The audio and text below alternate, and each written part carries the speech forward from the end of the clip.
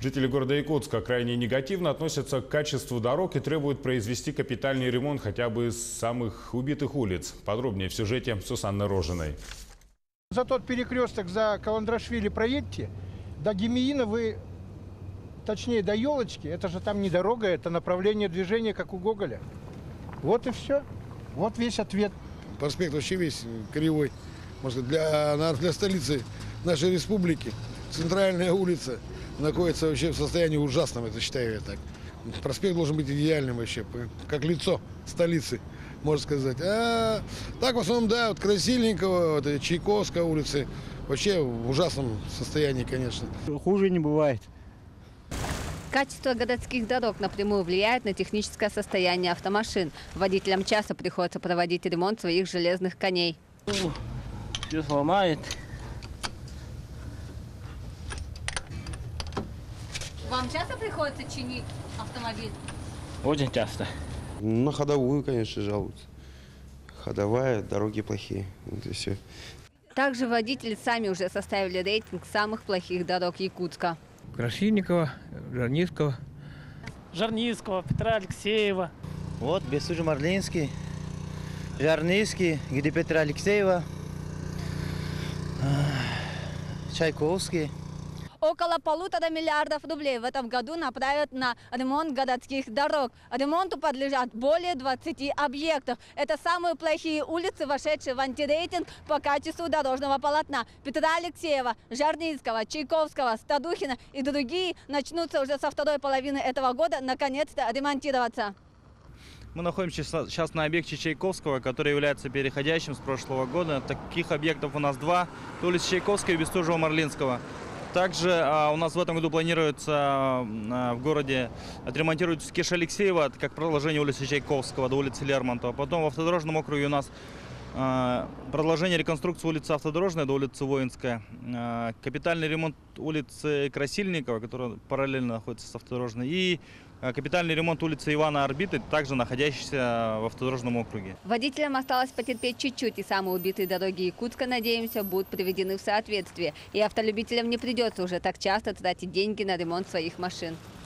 Сусанна Рожина, Владимир Павлов, Якутск. В эфире Якутия-24 мы продолжаем наш выпуск. В Мирном с рабочей поездкой находится глава Якутии Айсен Николаев. Сегодня Илдархан осмотрел новостройку по улице 40 лет октября. Строящийся 70-квартирный дом предназначен для переселения граждан из ветхого и аварийного жилья по вспомогательной программе акционерной компании «Алроса». Также Айсен Николаев посетил аварийный дом, который не вошел в программу переселения. Осмотрев дом, глава дал указание срочно переселить жильцов во вторичное жилье. Также уделили внимание проблемным вопросам здравоохранения. Мирнинская больница является основной больницей Западной Якутии.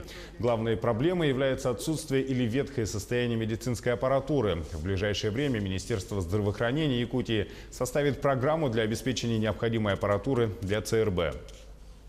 В целом, вот эта программа по расселению, она находится на моем постоянном контроле, но в том числе и вот по городу Мирному я вижу, что есть проблемы, которые надо будет держать на контроле. Потому что, видите, у людей, кроме как проблем еще непосредственно с расселением, есть достаточно много вопросов по жилищно-коммунальному хозяйству, по оплате коммунальных услуг, жилищных услуг. Есть вопросы по тарифам, почему люди, живя в аварийном жилье, вынуждены платить практически больше, чем люди платят, проживая в аналогичной по метражу квартирах, например, в каменных домах. Минпросвещение предложило субсидировать места в частных детских садах для детей до 3 лет. Предлагается выделять субсидии из федерального бюджета индивидуальным предпринимателям и негосударственным организациям на создание дополнительных групп для детей в возрасте от 1,5 до 3 лет в частных детских садах в рамках нацпроекта «Демография». Соответствующий документ был опубликован в понедельник на официальном портале проектов нормативно-правовых актов. Ржавая вода из-под крана в поселке Чульман Нерынгринского района беспокоит местных жителей. Глава поселка Сталик Дерягин провел совещание с жителями, ресурсно-снабжающими организациями и транспортировщиками по вопросу качества водоснабжения. Представитель Роспотребнадзора подтвердил, что в скважинах повышен уровень железа. Вода может иметь желтоватый оттенок и осадок. Это связано с окислением железа. При контакте с кислородом он приобретает неблагоприятные свойства. Главный вопрос о строительстве нового водозабора откладывается из-за отсутствия финансирования. Проблемы, конечно, по поселку существуют. В первую очередь они связаны с водозаборами Нерюнгинской ГРЭС, Чульманская ТЭЦ. Связано с тем, что в скважинах 2 bis 6 bis, за счет которых обеспечивается питание части населения поселка Чульман, а также социально значимых объектов, таких как школа 7-я, детский садик, больница, объекты больницы. Эта вода в самой скважине, в самих скважинах, она имеет повышенное содержание железа. А алданцы страдают от затянувшегося капремонта аварийного дома. Деревянная двухэтажка под номером 16 по улице Билибина 60-х годов постройки. Крыша течет, балки прогнивают, фундамент крошится. Капитальный ремонт жильцам пообещают в 2029 году. Вопрос об ускорении работ взяли под контроль члены городского и районного общественных советов. С жильцами встретилась и узнала ситуацию из первых уст Татьяна Вахнина. Чтобы узнать, какая температура на улице, Евгении не нужно смотреть в окно или на градусник. Тающий снег ручейками бежит с потолка в прихожей. Крыша в доме давно прохудилась, и с весны до осени по стенам квартир 2-го этажа льются водопады. Чтобы уменьшить их хотя бы слегка, жильцы устанавливают на чердаке ведра и баки. По двери, по нашей входной, определяем, она то туго закрывается, то вообще не закрывается. То есть дом ходит постоянно. Трескаются стекла на рамах. Аналогичная картина, только в увеличенном масштабе, в соседней угловой квартире Татьяны. Проходящая над кухней и спальней балка прогнулась, по стенам идут трещины, в комнатах устоявшаяся сырость. Протекающая крыша – не единственная проблема, имеющая место в 16-м доме по улице Билибина. Фундамент, подмываемый бегущими с горы водами, крошится. Полы на 1-м этаже гуляют, стены ведет. Зимой в доме очень холодно. Полы, они поднимаются, везде щели. У нас вот сейчас там диваны стоят, там дует очень сильно. Пенили, но бесполезно все равно.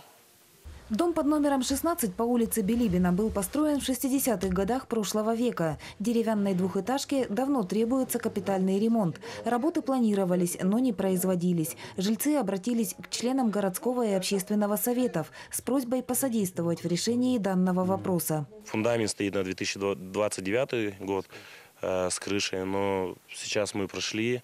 Дом замыкает, проводка, вода бежит. Члены городского и общественного советов, оценив состояние дома, отметили, что до 2029 года, на который, согласно графика, запланировано проведение ремонтных работ, дом попросту не достоит. Значит, первое сразу, что видно, вот склон идет. Перед домом нет сливной канавы сточной. Вот видите, уже идет промыв, подмывает угол дома.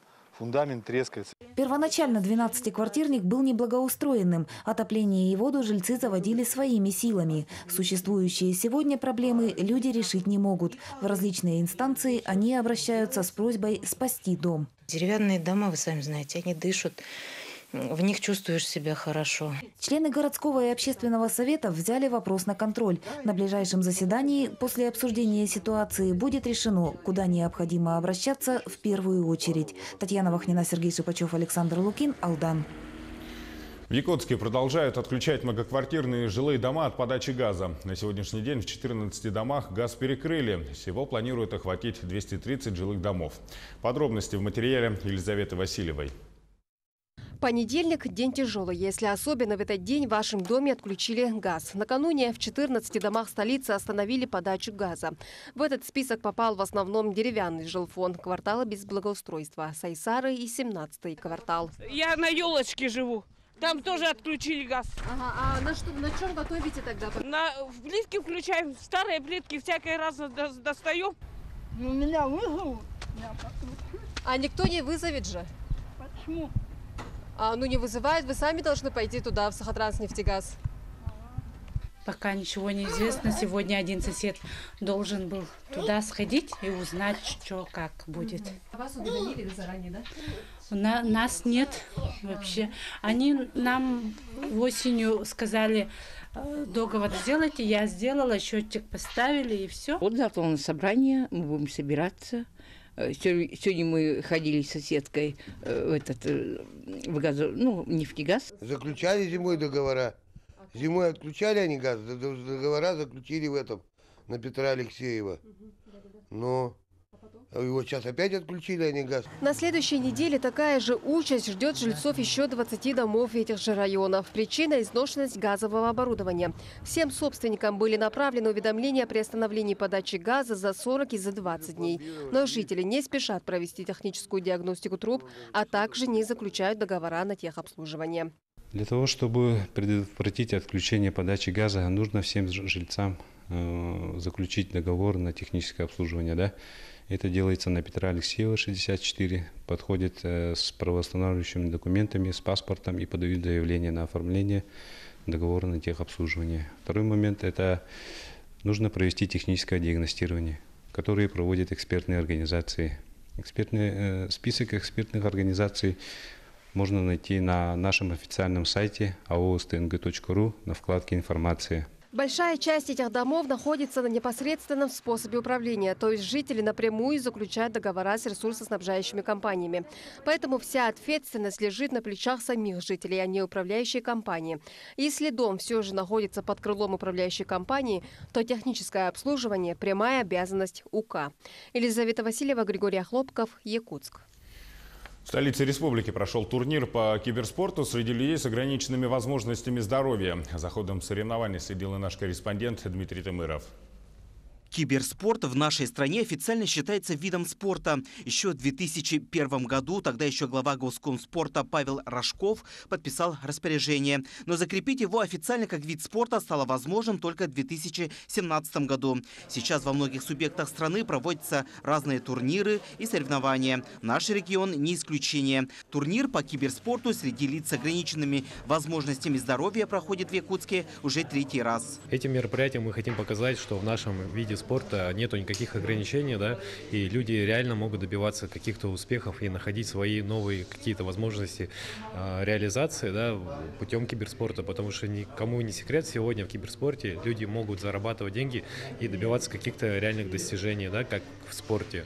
3-й турнир под названием «Новые возможности для каждого» в этом году собрал около 30 ребят. Победители прошлых лет в этот раз здесь выступают в качестве организаторов мероприятия. Наша команда в прошлом году заняла 2-е место по CSGO. И вообще вот и девушки состязаться с парнями, насколько это сложно и почему вы увлекаетесь компьютерными играми? Ну, я с детства играла такие игры, ну как бы уже как бы умею, поэтому нам не хватало игроков, и поэтому я поучаствовала как бы. В киберспорте нельзя использовать любые игры. Обычно участники этого вида спорта соревнуются между собой и играют такие игры, как World of Tanks, CSGO и Dota. Участники данного турнира соревнуются по Доте. У нас сегодня участвуют команды от нашей организации, одна команда, вторая команда от техникума интерната для инвалидов и одна сборная команда от города Якутска. У каждого киберспортсмена свой опыт участия в подобных соревнованиях. У кого-то есть опыт, а кто-то впервые принимает участие. Василий – студент 2-го курса колледжа связи республики. В этом году впервые принимает участие в командном зачете. Меня пригласили поучаствовать в этом турнире, я согласился, как это. Для меня будет первая игра в матче, как командная игра, как я до этого играл чисто один. Как отмечают организаторы турнира, развитие этого вида спорта в Якутии растет с каждым годом. В последнее время игроков стало много, киберспорт развивается не только в Якутии, не только в России, так и по всему миру. Идет мощное финансирование, медиа. Все это работает. Хочется отметить, что Якутия уже имеет своих киберспортсменов, которые принимают участие как в всероссийских турнирах, так и на международных чемпионатах. Их имена знает только узкий круг лиц. За свое участие в выигрыше эти ребята получают немалые деньги. Возможно, в скором времени этот список могут пополнить и ребята с ограниченными возможностями здоровья. Дмитрий Тымыров, Григорий Охлопков, Якутск. Сегодня в Москве состоится церемония награждения театральной премии «Золотая маска». В этот раз в конкурсной программе был заявлен спектакль Сергея Потапова «Мой друг Гамлет». Постановка номинирована в 4 категориях. Какие шансы на победу у наших театралов, расскажет наш СОБКОР в Москве Максим Кардоза. Он сейчас на прямой связи со студией. Максим, привет, тебе слово. Приветствую, Алексей. Да, сейчас мы находимся около Большого театра, где буквально через несколько часов начнется торжественная церемония награждения «Золотой маски». Вообще хочется отметить, что в этом году конкурс впервые за несколько лет вернулся на историческую сцену главного театра нашей страны. И этот факт придает, конечно, большей торжественности этому мероприятию, становится более волнительным. Вообще, труппа Саха-театра отправляется за «Золотой маской» в 5-й раз, ну а сам фестиваль проходит в 25-й. И будем надеяться, что два этих слагаемых станут слагаемыми успеха для наших земляков. Сама премьера московская спектакля Сергея Потапова «Мой друг Гамлет» состоялась на прошлой неделе. Спектакль довольно хорошо и тепло приняли здесь. И давайте послушаем, что же говорили зрители после просмотра. Я-то вообще не любитель современных прочтений Шекспира. А вот сегодня мне спектакль понравился. Но я не ожидал, что якуты сумеют прочитать этот спектакль так, как, мне кажется, его задумал Шекспир. И еще мне очень понравилась какая-то вот аналогия с такими лучшими фильмами Ларс фон Триера. Вот свежее такое прочтение. Не так плохо иметь сравнение с лучшими фильмами Ларс фон Триера. Так что браво. Вообще, постановка Сергея Потапова «Мой друг Гамлет» номинирована в 4 категориях. Это лучший режиссер, лучший спектакль, художник-постановщик и художник по костюмам. И будем надеяться, что сегодня вечером одна награда, а лучше сразу несколько, будут в руках у наших земляков. Будем держать за это кулачки. Алексей? Спасибо, Максим. Напомню, что на прямой связи из Москвы, где сегодня состоится подведение итогов театральной премии «Золотая маска», был наш СОПКОР Максим Кардозу. В следующие выходные якутяне отдохнут не 2, а целых 3 дня подряд. 27 апреля, День Республики, выпадает на субботу.